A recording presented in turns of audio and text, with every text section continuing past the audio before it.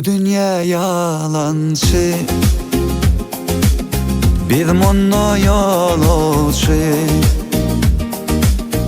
Umid etme hiç kime, dünya bu yalançı. Sıylarlar ödüm bekesin, bilsen dünyada yekesin. Gerdanında çeken derdim var, sen bil hiç kim bilmesin. Ödüm bil hiç kim bilmesin.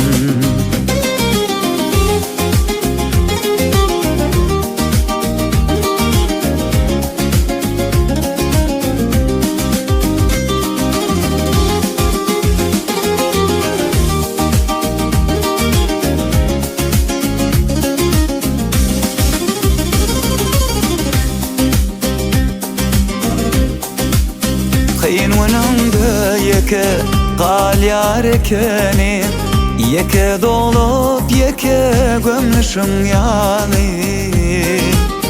Kalbim gözülüğüne hiç kim seyretme, hormatın ölçener giyinişin yani.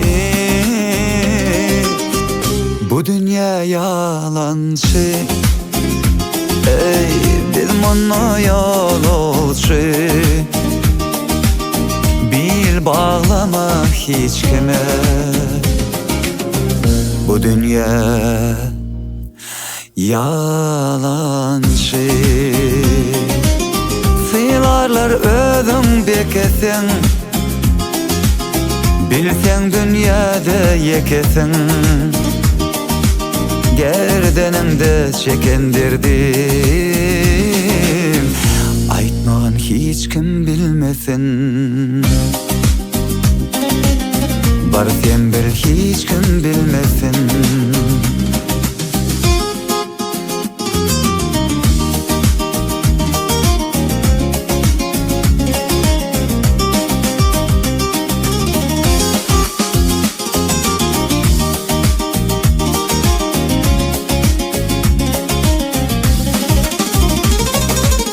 Sağa baktım durmuş, yedillerimi dördüm. Dünyanın eziyetinden haberim yoktu. İnne durmuş yükün götürecek bolup, kervan dartılıp dur yüreğimin damarı. Bu dünya yalançı, ah bizim onu yolcu. Bil bağlama hiç kime, dünya bu yalançı.